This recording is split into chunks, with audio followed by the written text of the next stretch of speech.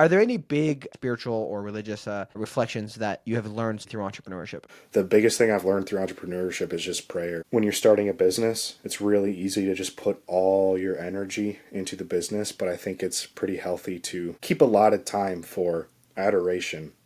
Try to go to daily mass. That's been big for me. I know what you probably want to do if you were like me is this business is priority number one because once I get all this money, I won't have to worry about the debt, the car, the house, my wife working, blah, blah, blah. But you have to kind of rein yourself back in and make sure that your spiritual life doesn't slack. Hey, everybody, welcome back to the Catholic Founders Podcast. Each week, we are breaking down how to fully integrate our Catholic faith into our businesses so that together we can bring the world back to God through our influence and through our success. If you are not already, give us a follow on Instagram and YouTube. We have been pumping out a lot of really good short form content that will help keep you going throughout your week. And if you are looking for a group of other Catholic entrepreneurs to be part of, to converse with, and to just kind of have as a peer group, we do have the Catholic Founders Peer Group, which you can join for $10 a month or $100 a year. To do this, you just go to our Substack and upgrade to a paid subscription. By doing so, you also get access to all of our bonus paid content only. So there's another perk there. All right, today we are speaking with Taylor Ross. He's the founder of Trad Chad, an online dating coaching service for Catholic men to help them find their wives. So very, very specific there, helping Catholic men find their future spouse. And on today's conversation, on our episode, we discuss his journey from being raised by anti-Catholic Baptists to eventually joining the church a couple of years ago.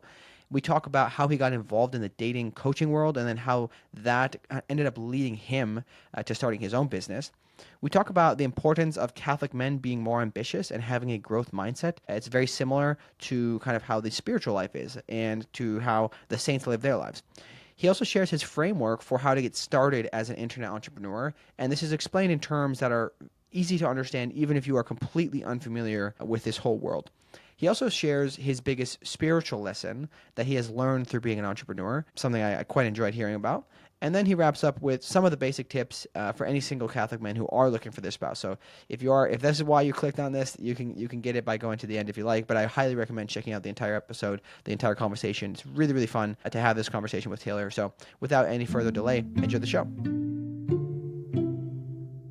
All right, welcome to the show, Taylor. How are you doing today? I'm doing great. How are you, Silas? I am fine as frog here. I'm just enjoying the fact that Wisconsin is finally starting to warm up very slowly.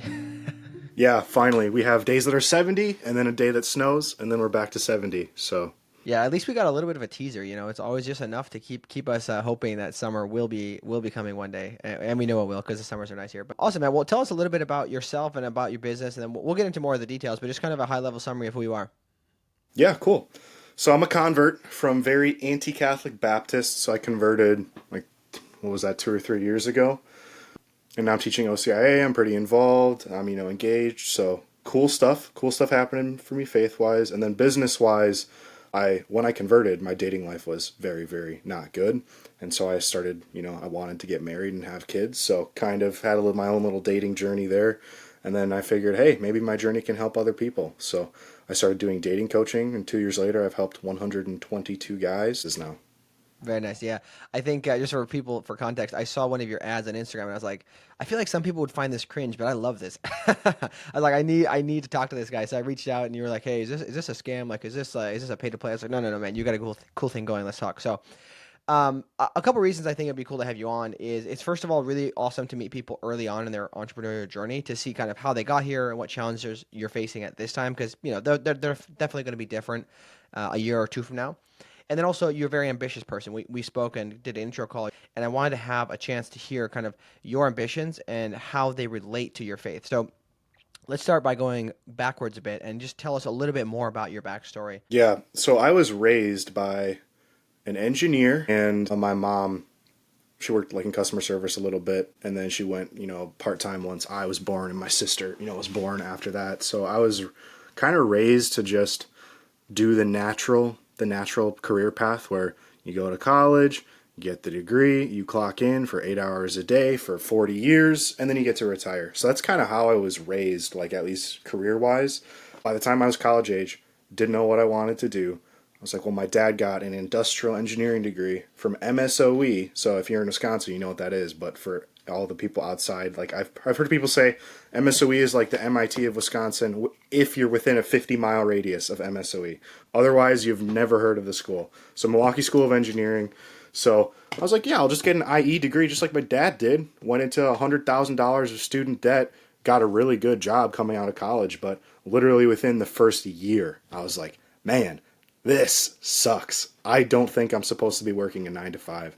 So that's kind of like my career background a little bit. What about your faith journey? Like you said, you were raised by anti-Catholic Baptists.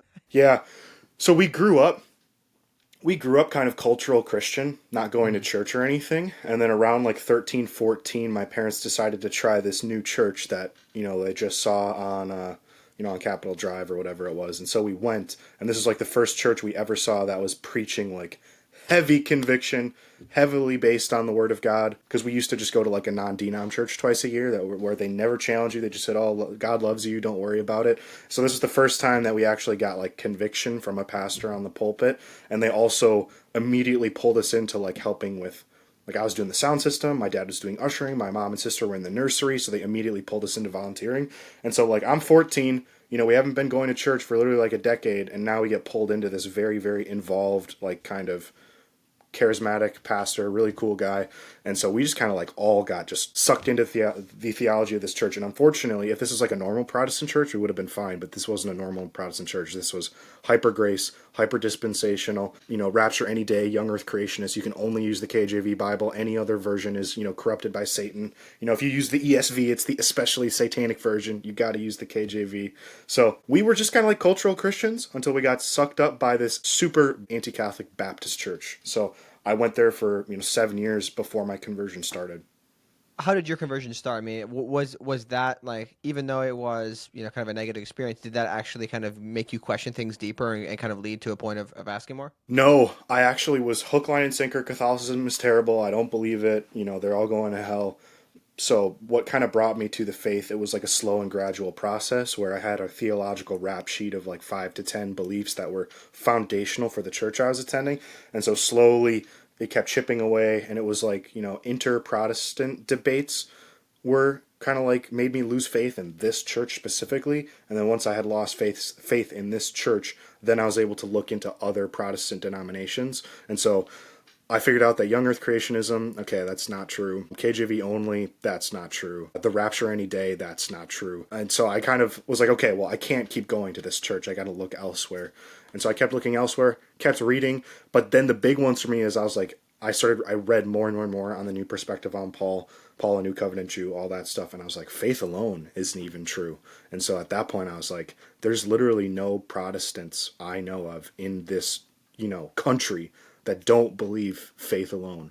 So I might as well give Catholicism a bit of a peek. And so I looked into it, and it took me like a year and a half. I got convinced of the faith and then converted, got kicked out of my house, lost all my friends, got dumped by my girlfriend. But, a couple years later, we're living life. We're living the dream.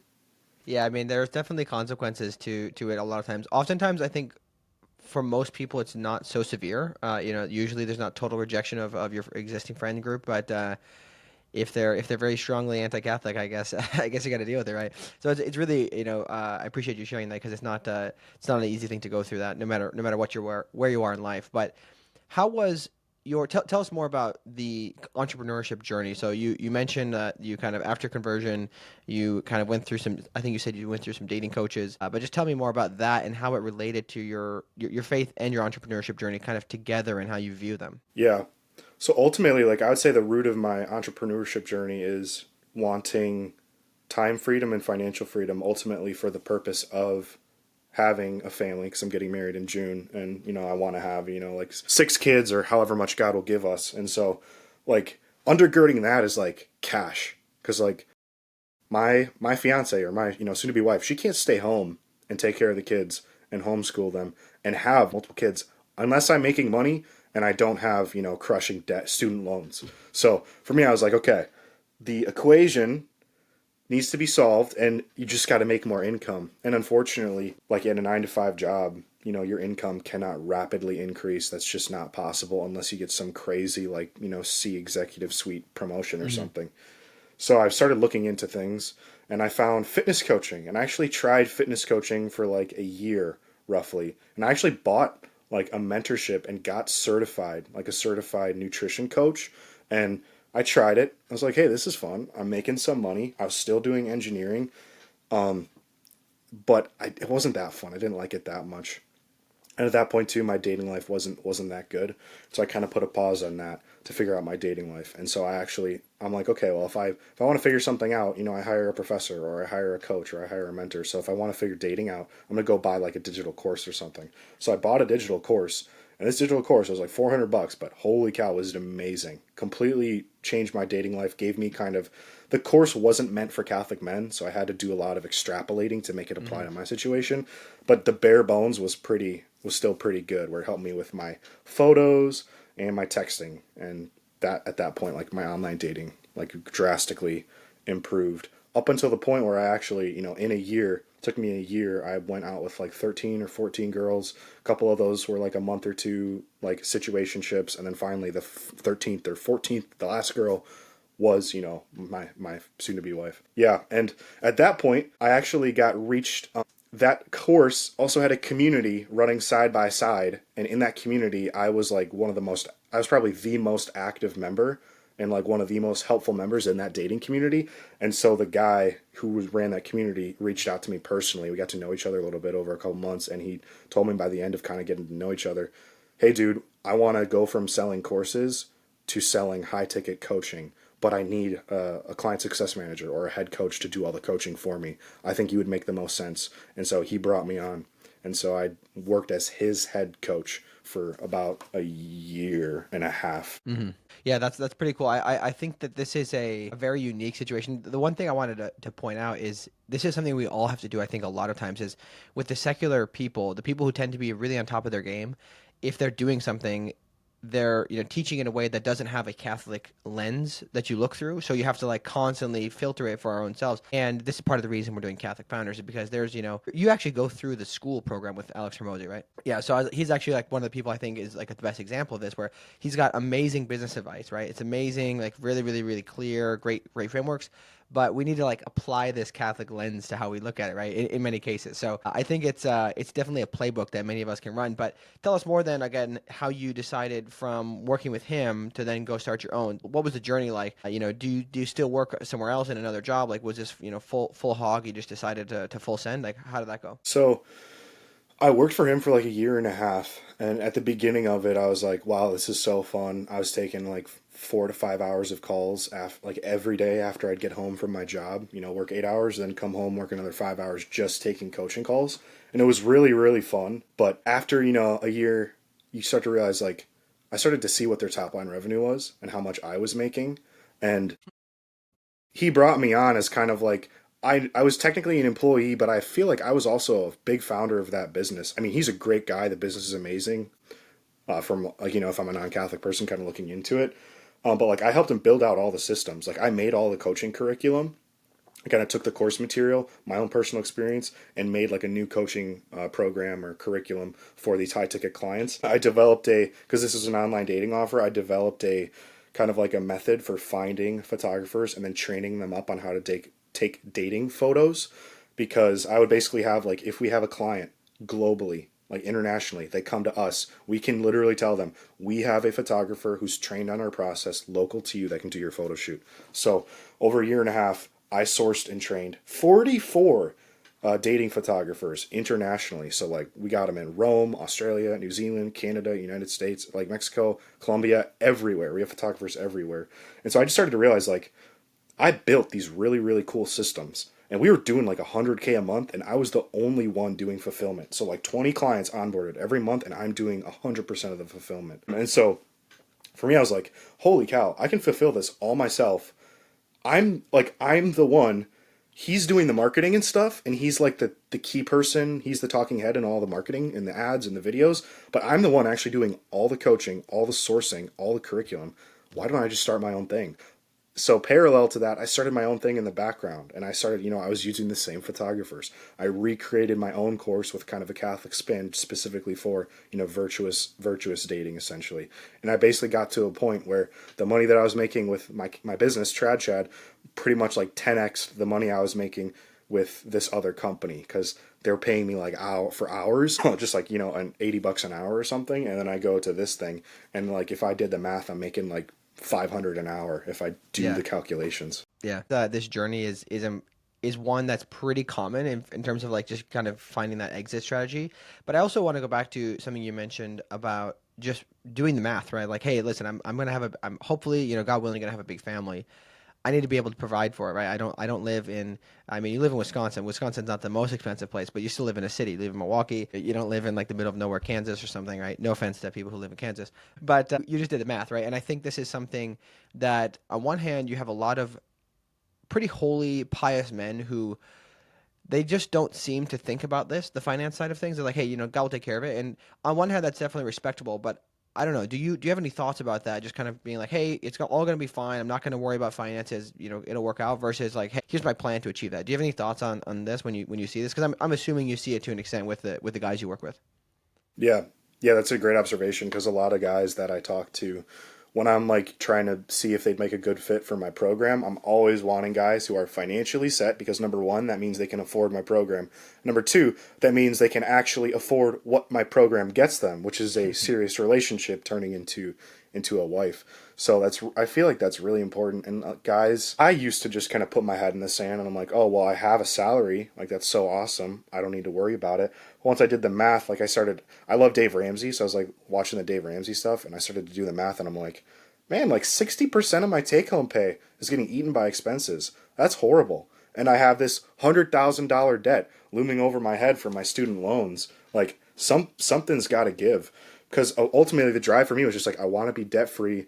I want to be able to replace my fiance's income so she doesn't have to work. And that ultimately just meant like, yeah, you got to increase your income, buddy. Because the only problem is I feel like most Catholic guys, they just accept the status quo. They're just like, well, I'm going to be working this 9 to 5 for 40 years. Well, my wife has to work no matter what, so we're just going to deal with that. Well, we have to finance the car, the boat, whatever. We got to finance it, so we're always going to have debt. And I just think I want to challenge guys to not like fall into the status quo. You don't have to work a 9 to 5. You don't have to go into debt for literally everything. Your wife doesn't have to work if she doesn't want to. You don't have to do that. But that means you got to actually increase your income. And unfortunately, most guys are just, like I said, just don't want to think about it. If a lot of I have encountered this a lot, and just in the people I've bumped into, and it seems as though they don't have. I feel like you and I, we could consider ourselves internet native, right? So we're like, finding a way to make money on the internet is not that hard to do, right? To us, but to some people it is. So what would you tell those people who do not know anything? Where should they get started? Any like kind of basic ideas? Because you mentioned earlier that you had this mentality of hiring coaches for things that you didn't know. So just talk about that part, from going from literally knowing nothing, where to begin, where do they start? Yeah. So if I could do it all over again, like where would someone start? Number one, even I think it's always smart to have kind of something you're doing as the main thing. So like an engineering job is the main thing, just to keep the lights on while you get kind of an online thing or a business, or maybe a brick and mortar location, whatever it looks like, up and running. But I would just say, like, don't get into debt. Don't do it. Like, really, as much as you can, minimize debt. Like, if I could have do it all over again, instead of going to like a really expensive engineering school for all 4 years, I would have tried to go to like a community college for 2 years, get all my gen eds, then go to the expensive engineering school for 2 years and like cut my loans in half. Or maybe just go to like, I don't know, Platteville. It's like a really, really cheap engineering school, like 2 hours from where I lived, but really, really nice school. So yeah, no debt. Keep the risk as low as possible, because if you want to increase your income, you're gonna fail. And so it's nice if you don't have that much risk. Because for me, it's like I had like $1,000 in loan payments every month. It's like, if my business idea fails, I'm missing rent, I'm missing my loan, and who knows if I'll be eating then. So yeah, definitely minimize risk. And then it's funny, because I would listen to these entrepreneur guys before I started my business. I would be like, oh, this advice is so dumb, it's so vague, but like, I'm going to give the same advice because it's 100% true. You have to find a skill that is really, really valuable, and then just sell it to people online. And so you could go two routes. you could work for someone else's business, and I think it's a great way to start because there's a couple ways. Like you could, number one, find a program that helps you fix your problem and then just try to be as active and helpful in that program, in that community. Talk to your coach, get to know your coach, build a relationship with your coach. And at that point, you could go into like jobs you could go into. You could become a closer for that company. You could become a DM setter for that company. You could become a client success manager or a coach, not even head coach, but just a coach for that company. There's a lot of things that you could do, like literally just buying a coaching program and getting super involved. That could potentially turn into a career option for you.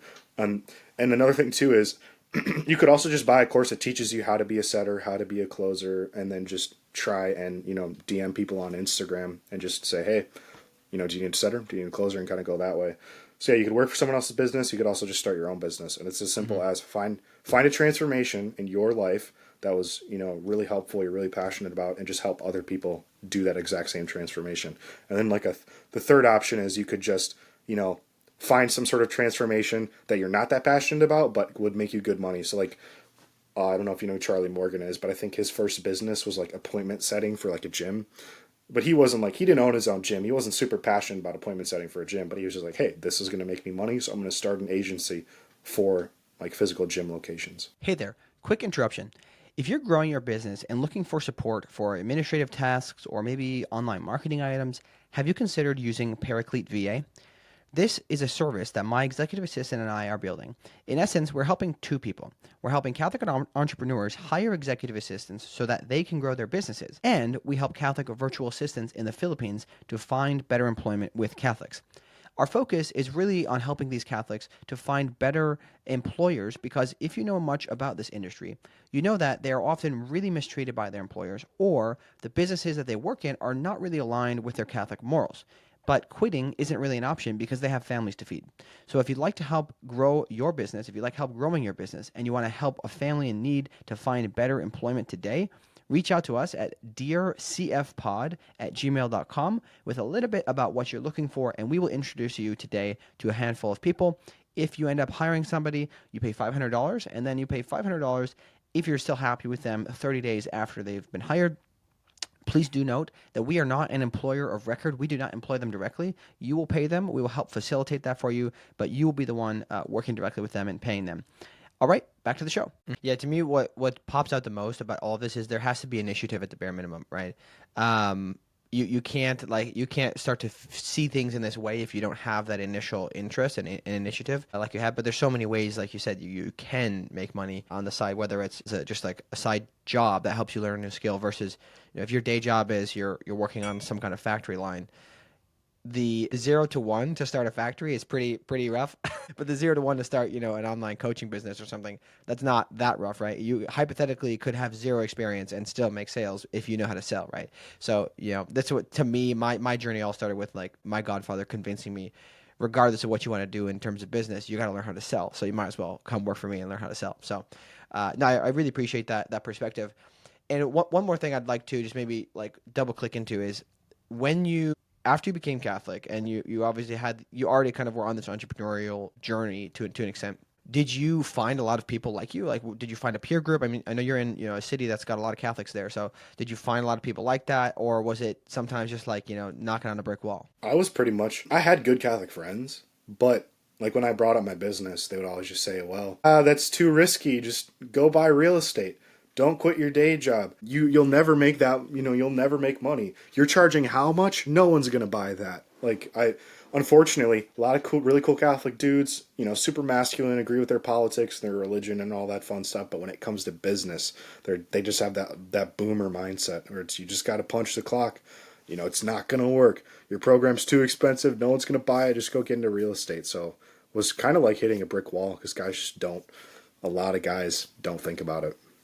So, I mean, maybe it's just built in for us. Like, did you have any arguments to them about like from scripture or from the faith? They say, hey, listen, the apostles did these crazy things. Like did you ever have those moments where you were just like, whatever, guys, I'm just going to go keep doing my thing? I didn't. So I'm not super pious. Maybe I should have argued from scripture, but I just was like, using logic. I was like, well, if my coaching program is, X amount of dollars and my close rate is X%, that means that to make what I want to make, I just have to book, 30 sales calls a month or something, really easy math.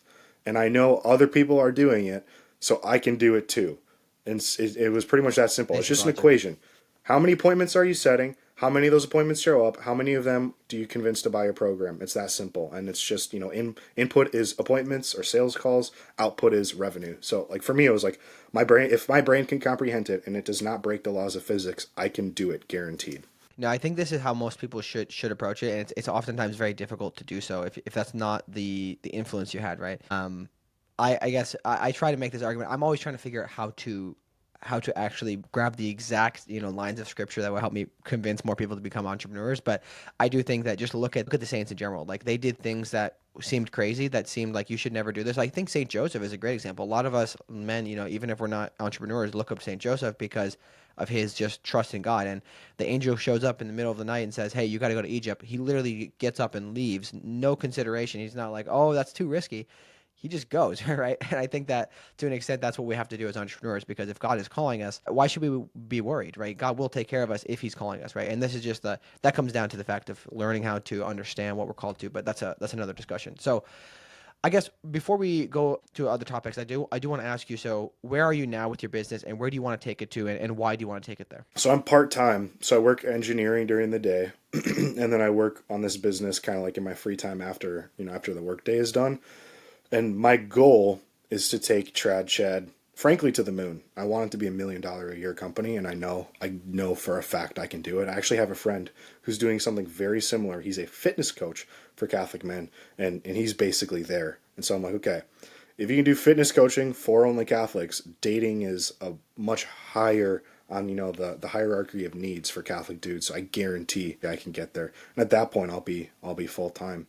And then kind of more long term, like I just want to keep going because that income will take care of I've always said like I wanna have a lake house, drop my kids off at soccer practice in a Lambo. Like obviously that's not that important. What's more important is my wife doesn't work. You're not She going to can fit all your kids in a homeschool. Lambo, by the way. Yeah, I'll buy multiple and like yeah, they'll just be Just connected pull them together. in a trailer. Yeah, pull them in a trailer. But yeah, I want to go full time because number one, it's just so fun. Like doing this dating coaching is super fun. Another thing too is like I'm about to get married. I haven't been in the dating market for like years, but I get to like vicariously. It just feels so good when a guy like swallows his fear and gives me multiple thousands of dollars on a sales call, and then 2 months later he's sending me a picture of this gorgeous girl that he's in a relationship with, and I helped him the whole way, like what to text, planning the dates, what to wear, what photos to use. It just feels so good, and of course, revenue will make all those other dreams, Yeah. dreams come true. Yeah, I mean, it's also very good because there is a whole. I mean, I don't really want to go into this topic too much today, but there is a huge issue in America with a lack of. It's very difficult for guys to find spouses. It just seems like, especially Catholic guys. Like we talked about this a little bit, like kind of a lack of ambition, not knowing how to raise them up a little bit. No, nothing there. So I experienced this with some of the people I encountered in my trad days in New York. That was fun times. But no, I appreciate you sharing that vision. I think this is something I want to normalize more with Catholics being ambitious and being entrepreneurial. I forget who it was that I was talking to recently was saying that sometimes you just need to recognize that God put you in this situation with these ambitions, with these skill sets, with these dreams for a reason, right? I shouldn't say sometimes. He always has, right? So if you're in this seat as the leader of this business, and hopefully someday you'll have employees, so you don't have to do all the fulfillment yourself too. You're leading these people, and God put you in these positions. He's put other people in leadership positions in the past, and we just need to embrace that. It's not wrong to embrace this idea of leadership and being ambitious, because if you look at it, all of the saints were ambitious, maybe not necessarily from a financial perspective, but they were all ambitious for God. So I just want to, for anybody listening, that's what I want to get them to at least reflect on for a bit, over your morning coffee. Let's talk about this. Have learned something. So this is kind of a core principle of online businesses, is making offers. And if you're working through the school program with Alex Hormozy, I'm assuming you've learned a lot there. So can you share some of your big tips on how to make offers? Yeah. So the offer, I mean, it's as simple as like help, like this is the offer. This is the bare bones. I help blank to achieve blank. That's it. And you have to figure out the who and you have to figure out the what. And so for me, it's I help Catholic men meet their wife. And so you ultimately have to figure out like what problem do you want to solve and what person do you want to solve it for. That's one issue that I had when I was doing my fitness coaching. I was like, I want to help people get in better shape. But my clientele then was like all over. Like I'd get like a single mom who's 300 pounds struggling with that, and then I get someone who's like 120-pound dude who's 5'10" and needs to gain weight, and I was just like all over the place.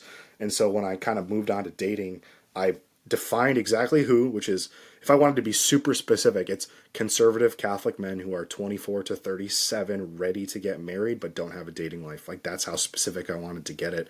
And then the problem is obviously helping them find their wife, because even if you have like a general problem like lose weight, if you make your target audience more like specific, all of a sudden you boom, now you're above the competition. Because instead of being like, hey, I help men lose weight, you're like, hey, I help Catholic fathers lose weight so they can take care of their family. Like that is a much more enticing offer. And so just bare bones offer, that would be my advice. You got to find a person, and you should like know this person better than they know themselves. It usually helps if this person is you in your past. And that's how it was for me too, because it was a dating offer. And so I was thinking of myself when I was having these dating issues. And then just fix the problem.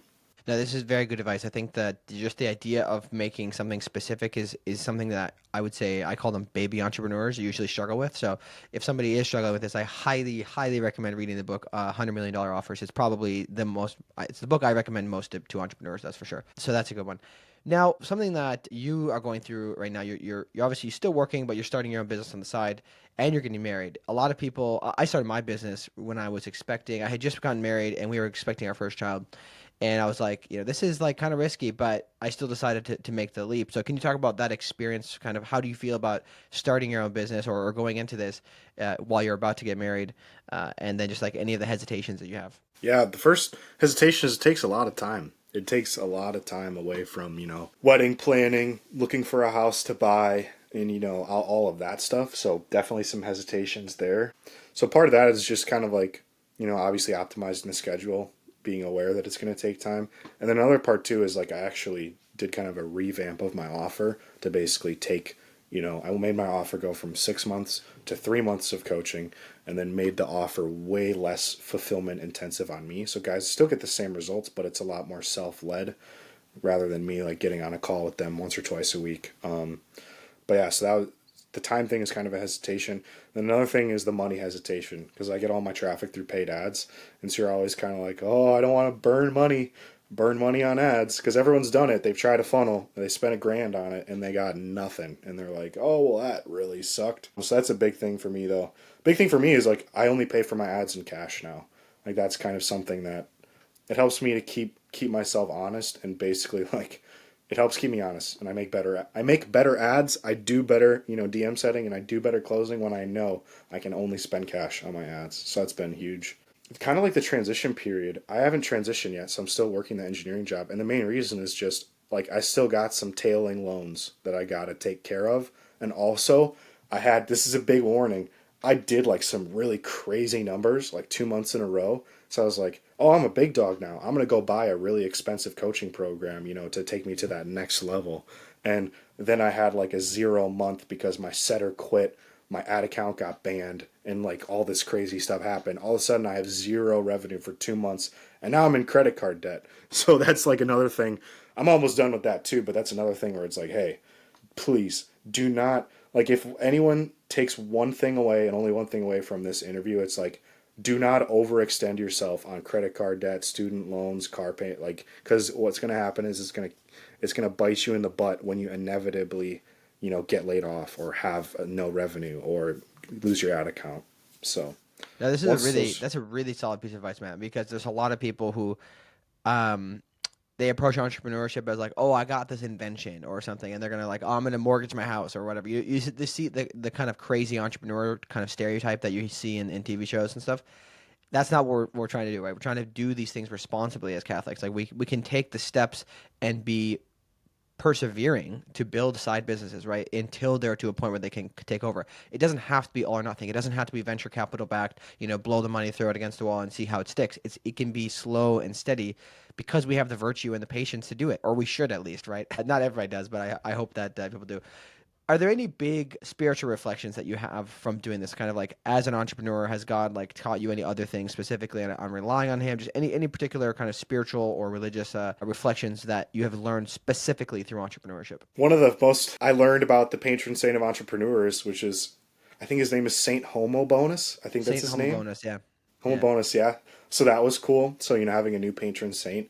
But yeah, I mean, it's going to sound so stupid, but the biggest thing I've learned through entrepreneurship is just prayer. Because it's like I was praying last night, like, help. I got one guy who's got a couple struggles with his dating life that I'm helping. It's just simple as like, help me find the leads. Help me, I want these guys to meet their wife. I don't even like that's part of it too. It's like I just want guys to get married. Them paying me money is obviously a bonus, but like even if it's something I would even do for free. But yeah, it's just like prayer. Prayer is so important for me. And also like when you're starting a business, it's really easy to just put all your energy into the business, but I think it's pretty healthy to keep a lot of time for adoration. Try to go to daily mass. That's been big for me. Try to go to confession, obviously when you need to, but also like if you go, there was a pope who's canonized and he went to confession weekly. And so even if you're a saint, you can go to confession weekly. So basically not letting I know what you probably want to do, like if you were like me, is like this business is priority number one because once I get all this money, I won't have to worry about the debt, the car, the house, my wife working, blah, blah, blah. But it's like you have to kind of rein yourself back in and make sure that your spiritual life doesn't slack. No, this is a very clippable moment, man. This is good. I think this is a big struggle I have too. Is it's so easy to be like, oh, I just got to keep grinding it out until I literally can't stay awake, and then I, go to bed and I forget to do my exam, and I'm like, oh my gosh, the next day, like, it just starts to compound, right? Like if you start to fall away from your prayer schedule, or you're like, oh no, I'm just too busy, I got to take this meeting today instead of going to daily mass, it really catches up with you at some point, right? And I think that for me personally, it's been, I live in a world where my clients are not recurring typically. I mean, a little bit, but it's not like some kind of software company. And you gotta wait. You gotta rely on the fact that there's gonna be something else that comes in the door, because you can't always guarantee that somebody needs your services right now, or figure out who that person is. And I just try to keep close to St. Joseph, and the prayer thing for me has been big. It's also accepting the fact that, hey, there might be slow times. It's not going to always be a straight line to the sky. That's been pretty tough for me. I don't know if you have any experiences like that. Yeah, I mean it's kind of what I've said. Keep the risk low because when you have the low times, if you have low risk, you don't have a ton of risk. It's not going to bite you that bad. But yeah, prayer and adoration are huge. That low risk point, I think, is a really interesting to maybe reflect on more. Is that a lot of businesses that end up hitting really rough times or struggles, it's often because they overextended themselves, and then as a result, it's basically running your business in an irresponsible way, which then puts your employees at risk, right? And if you're doing that, if you're the leader of the business, you have a responsibility to your employees, because they've got families, right? They're choosing to be an employee rather than start their own thing. So you need to be responsible for them, so grow in a a good way. Are there any core lessons outside of the dating side of things that you would offer to men, to Catholic men, that you say, hey, here's some core things that you guys should definitely keep in mind, not specifically related to the dating side of things? I'd say the most important thing is just to have a growth mindset as opposed to a fixed mindset. Because a lot of these guys have probably heard this before, but a fixed mindset is like, I have these skills, I have this background, I have these statistics, I cannot change. But the growth mindset is, if there's a will, there's a way, I can totally do it. And so for me, that has helped me so much, the growth mindset, because it's like, hey, I wasn't in shape. Am I just always going to be out of shape or can I get in shape? Yeah, I can get in shape. And so I figured it out. The dating life, am I always going to be single? No, there's a way to figure this out. So I went and figured it out. Hey, starting my own business, is there a way to do that? Yeah, so I went and figured it out. Got the LLC, got the credit card, the banking account, blah blah blah. Hey, is there a way to market and get appointments? Yeah, went and figured it. Sales? Yeah, went and figured it out. Photography for date. So it's just like a growth mindset is so key, because if you're stuck with this mindset of it just kind of is what, and we kind of talked about this a little bit, it is what it is, can't really change it, it's not true, you definitely can change it. And ultimately, you could say that there's a spiritual dimension there, because with Satan, the father of lies, saying you can't change, usually that's said about our sin, but it could also be said of like just our life experiences that aren't necessarily morally bad, but do not kind of serve our higher purpose. That's exactly what I was going to say. I mean, that's a perfect kind of way to close that out because it is this growth mindset is the spiritual life, right? We're trying to constantly grow. I forget what essay it was or poem or something in school, but there was this, this specific type of animal that builds like a small hut, and then as it grows, it keeps like building a bigger, like some kind of sea animal. Don't ask me exactly what it was, but it was this poem about the spiritual life that we constantly outgrow the past, and we have to keep going. And it's the same thing for our I don't see why it wouldn't be the same thing for our professional lives as well, right? Secular people know that already intuitively, and that's what they focus on, but Catholics oftentimes miss the point there. So we talked about community slightly earlier, but just out of curiosity, something I've struggled with is always finding other Catholic entrepreneurs who are, young and ambitious like us. How do you find that in Milwaukee specifically? Are there any kind of tips you have for that? Yeah, so this is the this is a problem I haven't cracked. Like Okay. in person, not really happening. But online, I do think it definitely. Like I actually have several Catholic, entrepreneurs and stuff. Like I've been getting interviewed on other guys' channels. They're Catholic entrepreneurs I talk to. So it's like in person is pretty rough because you can't just go to a Bible study and then some of these guys I talk to, they're doing like 100K and they're a Catholic dude doing 100K per month, and it's like, wow, that's super cool. It's like I'm not going to go to a Bible study and find a guy like that, most likely. Most So likely. yeah, so in We got to person, change that though. We got to change that. yeah, we do need to change that. But like for me personally, like literally just getting a good social media following to where I don't seem like a nobody, and then literally just I've had people like just watch. I run ads, so I've had big accounts that are Catholic see my ads. Well, I like you too. They see my ad, they're like, "Wow, this guy seems cool." They follow me. I DM them. We start talking. We get to know each other a little bit. Maybe they'll have me on their show, stuff like that. So I've done that, quite a few times now, and I do have some pretty solid connections. I wish they were in person, but online is better than nothing. Yeah, no, that's how I feel about it too. It's much easier to find the similar people no matter where you are in the world and what your interests are online. So now I hope that there's maybe this is something I got to work on in the future is helping build these in-person communities. But let's kind of wrap things up here with anything that you're willing to share for free for men who are looking to find a spouse. Any kind of core dating tips and then an offer for them. Yeah, yeah, for sure. I mean, I'd ultimately say finding your wife, you can just break it down into 4 steps. And of course, I can make it bare bones, numbers, formulas. Of course, it's not that simple. There's a spiritual aspect, there's a personal aspect, there's, a humility aspect. But if I had to just, with no caveating, 4 things you have to do.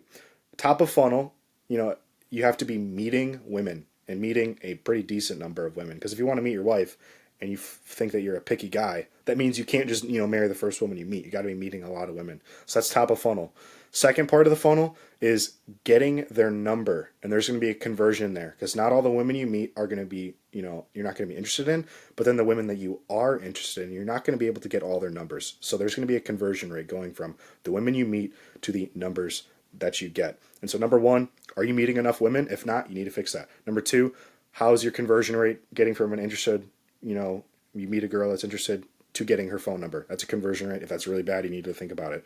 Then from getting this girl's phone number, you got to actually like get her on a date. So texting her to set up the date, going on a date with her, that's kind of the next thing you need to do. And if you get these girls' numbers but they just ghost you, you can never actually get them to show up on a date with you. That's the thing that you need to fix. And then last but not least is, okay, now that you're meeting women, that's not a problem anymore. You're getting numbers, that's not a problem anymore. Or going on dates, that's not a problem anymore. Last step is actually going from date to dating to proposing to marriage. And so how would that look for you? Are you able to do that with women that you think are wife quality, or do they just kind of disappear on you and you can never get to that relationship stage? That's ultimately the 4 things that you need to do to find your wife. And yeah, if you want to do that yourself, go figure it out. If you would like to have it all done with you and for you in 3 months, then obviously you can check out my stuff. But yeah, Where can people find you specifically? you can find me on Instagram at Real Tradshad and then on YouTube at Real Tradshad. Nice, very nice. Well, I think this is really good. It's a very simple thing, framework, but if you view it as a funnel, right? It's like, okay, where's the bottleneck? And basically, the bottleneck indicates where's my skills gap, right? And then we just got to work on it. So this has been really fun, man. I really enjoyed having you on. I'm looking forward to seeing how your business grows. Thanks for coming on, man. Yeah, thanks. Hey, everybody. Thanks so much for tuning in to this episode of Catholic Founders. If you enjoyed it, leave us 5 stars on your favorite podcast player. If you're not familiar why this is important, it helps us to get ranked higher in the discovery mode so other people can find that podcast. And if you're not already, give us a follow on YouTube to help us get up to 1,000 subscribers. Once we get over this number, we can actually start being monetized as well.